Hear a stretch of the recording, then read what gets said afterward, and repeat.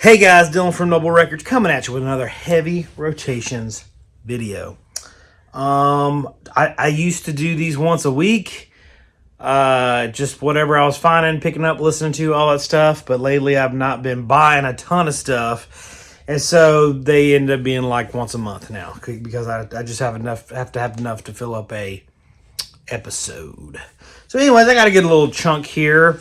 About half of it's stuff I've recently gotten. The other half is stuff I already had, but I've been enjoying and thinking about and reading about and all that stuff. So let's get it started. For Record Store Day, I did not get much. I got that Osmium, the Parliament Osmium Deluxe, a double LP. I got the Acid King. I haven't listened to either one of those yet. They're sitting over there. I didn't want to bring them into the video because I haven't listened to them yet. And then the only one I've gotten that I've listened to is this Los Nuggets, Mejor de Los Nuggets. This is on like a magenta, it says magenta red, but that's pink all day long. Anyways, this is obviously like South American, Espanol, garage 45s, rare, stuff like that, and I love it. There's a ton of good, like crazy good rock from Mexico, from, Peru, Argentina, everywhere. I mean, there's good psychedelic music everywhere. But I love the South American stuff. I've got so many now. I should probably do a video. But I definitely don't have everything. So I'm always like, well, I'll do a video once I have everything. And that'll probably never happen. But speaking of, I got this one very recently. This has been on my want list for a long time. Grupo Ciruela. This is Regreso al Aragon. Really good. Super heavy, fuzz guitar, all that. Among all the South American hard rock, this is tops. I mean, really, really good. Been looking for this for years. It never comes up for sale. A friend of mine had one, was letting it go, and so I jumped all over it. But it's like heavier, there's a lot of like garage stuff in Mexico. This is from Mexico. There's a lot of like garage stuff from Mexico, a lot of like mod stuff, a lot of like beat type stuff, but there's not a whole lot of like real heavy. This is real heavy. It's amazing. So check that out. I think you could there's probably videos, or I don't think you can stream it, but it's really, really good. Thrilled to have that one in the collection. At the same time, I also got this, the Freeborn Peak Impressions. It's a promo. Pretty nice copy. I've been after this for a really long time.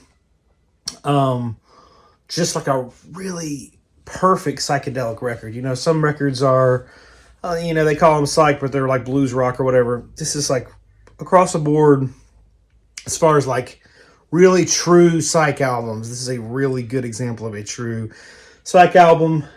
Very psychedelic, great guitar as usual, great like passages of psychedelia and all that. It's a really, really good one. Tough to find. I've not ever come across one, and so the same friend that sold me that one sold me this one, and thrilled to get it in the collection.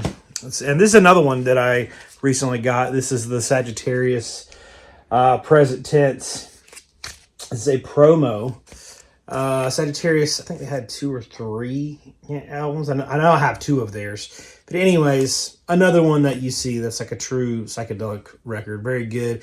The other one is much better than this one, I think. The Peak Impressions is incredible. But this is still really good. This is a lot lighter, a little bit more on the pop psyche side, but very good stuff.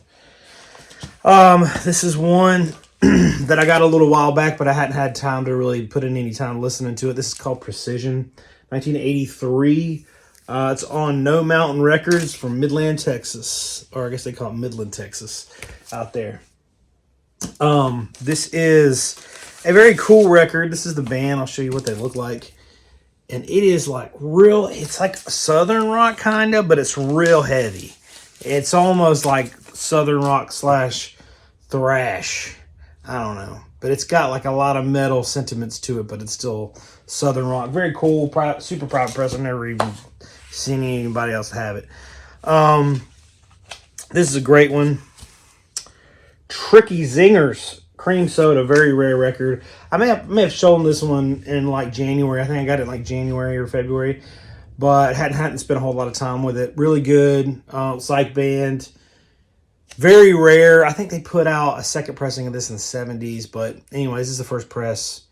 Very rare. It does have some bluesy, psychedelic rock type stuff going on, but a little bit late to the party on the psychedelia since it's I think 72. 75, Lord. Anyways, but yeah, these guys shred. There's a lot of really cool elements in this. I posted some clips on my Instagram. I have a Instagram where I just post like clips from my personal collection and stuff I like. It's called Find This Record. There's a picture of me holding farm, and I'm like, you know. So anyways, that's a cool one. The band Buffalo, we've been listening to this a lot in the shop. Buffalo, Volcanic Rock, talked about this a ton. It's incredible. If you've never heard this, Buffalo, Volcanic Rock, amazing, super heavy rock from Australia. If you like Black Sabbath, it's like Black Sabbath. But it is so like, if you like the newer, stoner, sludgy, metal type stuff, man, you could blindfold somebody, put this on, and say, when's this album from? They'd be like, 2023. I mean, or 4. I mean, it sounds new, super heavy, stoner rock. It really does. It's a way ahead of its time. It's unbelievable. But this is a tremendous record. Logan, our shop manager, he says this is better than Black Sabbath's debut. Which I don't know if I'll say that, but it's real good. I had a couple other Buffalo records. So a friend of mine that lives in Australia has been hooking me up with some stuff. I got these a while back. I don't know. Maybe this was a couple months ago. I might have already put this in a video. This is Buffalo, Only Want You for Your Body. Yikes. And this is the first pressing on that Spaceship Vertigo. Great stuff. Super heavy. And I also got this one. This one's Mother's Choice.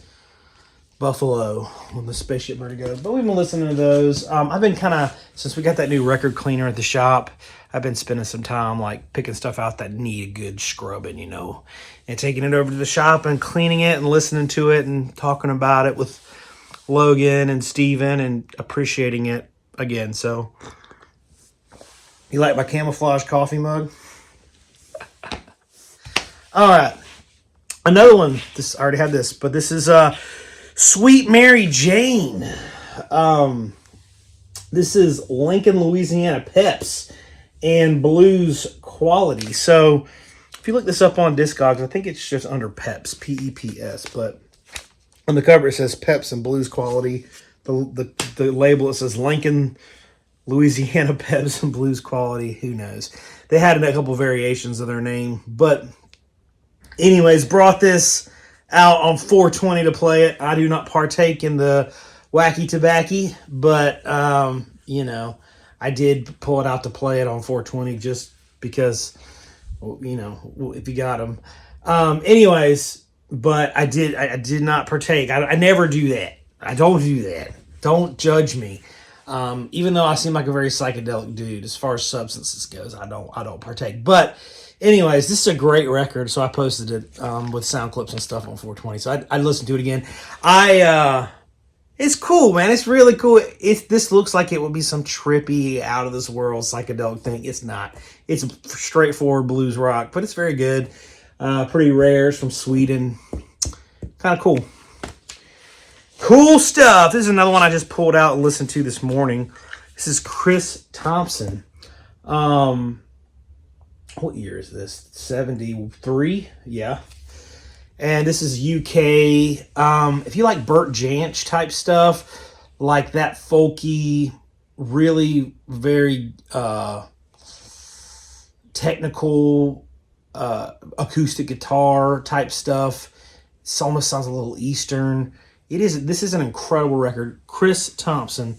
It is fantastic. Nobody ever talks about it. You don't ever hear about it. It's a very rare record, you know. But if you like that Bert Jansch type UK folk guitar, you know, picking. That's what this is. It is out there. It is very, very, very cool. Very cool. Listen to it if you get a chance. A friend of mine that comes to the shop all the time, he's a local digger. very good friend of mine. He brought this in the shop. Gaston. This is their self-titled on Chocolate Charlie's. Incredible Gaston County, Gastonia, North Carolina, which is just down the road. It's like maybe 45 minutes down the road. Funk. Very funky. I have all their albums. This is one I was missing. Kind of been looking for it. One of those things that I'm like, well, I know it'll come along eventually because I'm in the right spot and I buy enough records. And it just hasn't. I have not. This is the only one I didn't have. And so I just kind of been patient about it, waiting on it, and he found it somewhere. It's weird. He found it at a yard sale for $50, which, why would it be 50 and not more? You know, like, it seems like if you knew it was worth a good bit of money, because I think these go for like $250, $300, something like that. Why wouldn't you price it at $250 if you thought, you know what I mean? Like, if you knew it went for that much, why would you put $50? I mean, whatever. I'm not complaining. It's great. But I gave him a good price for it. He made some money. I got a record I wanted. And but yeah, Gaston's a great band from Gastonia, North Carolina. Gaston County. Let me get a little swig of this record juice. I hope you guys are doing good. I've been participating in that Acid Archive Diaries on my other YouTube channel. If you don't follow it, I'll pin a link to it in the comments. I renamed it Noble Records Unlimited, but it's just the extra videos that I don't want to post on this account. This account's more like for if I get too crazy, I'll lose people. You know what I mean? This is kind of more widespread audience type thing. So that one is for all the weirdos. So but yeah, I've been doing the Acid Archives thing. And I just did a video on this, which is really cool. Justin O'Brien and Jake, time will tell. And I may have talked about this in another video as well. This is an incredible record. It's like far out, talking about alien abductions and UFOs. And Justin O'Brien is a really cool dude that allegedly had been abducted by aliens before. And the folklore states that in the 80s at some point, he got abducted by aliens and was never seen again. Dropped off this planet. Nobody knows what happened to him. Really interesting story. I go into depth on that channel, so check it out. But yeah, I did a whole video on this one record. Another one, I got this. Man, I can't remember when this was. I think it was in last year in like September. I bought this record from a friend, and I got it like he sold me a ton of super heavy grails, you know what I mean? And this being one of them.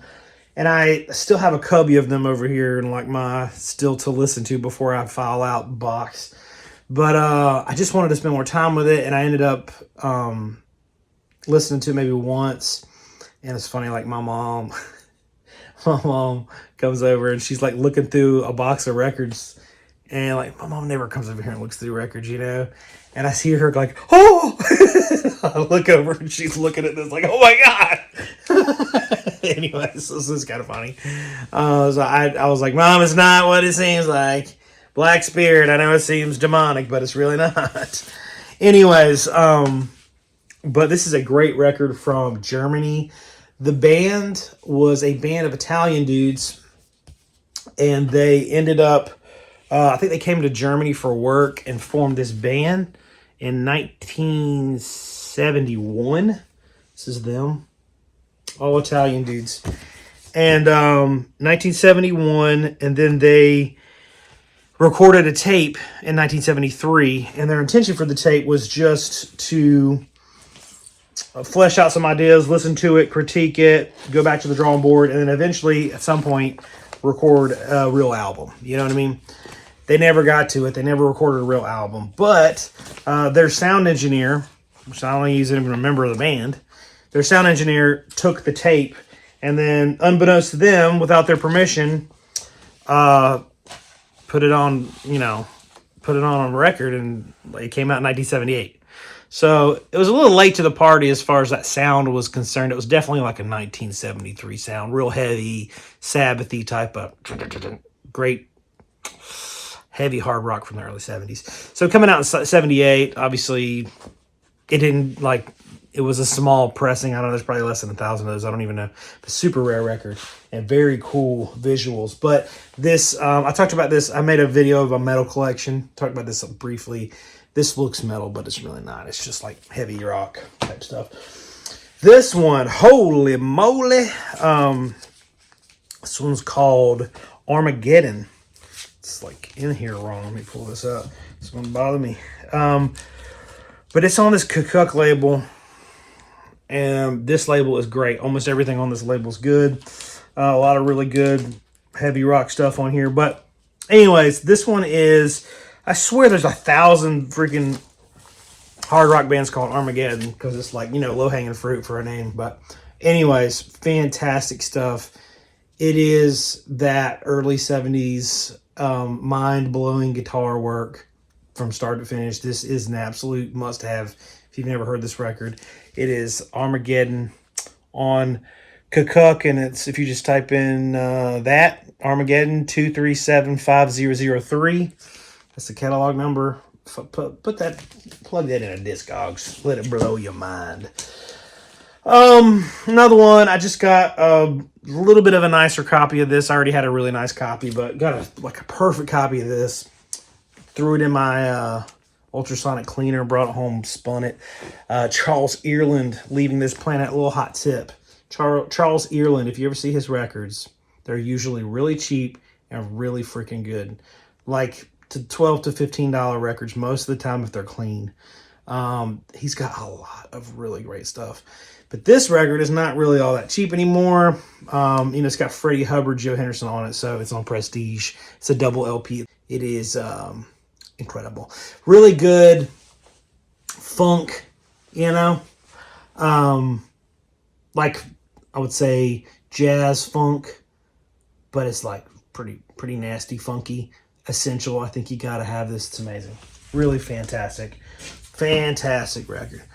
Well, while we're in the funkosphere, Earth, Wind, and Fire. I just got this. This is in the shrink white label promo, and it is as clean as it could possibly be, like mint.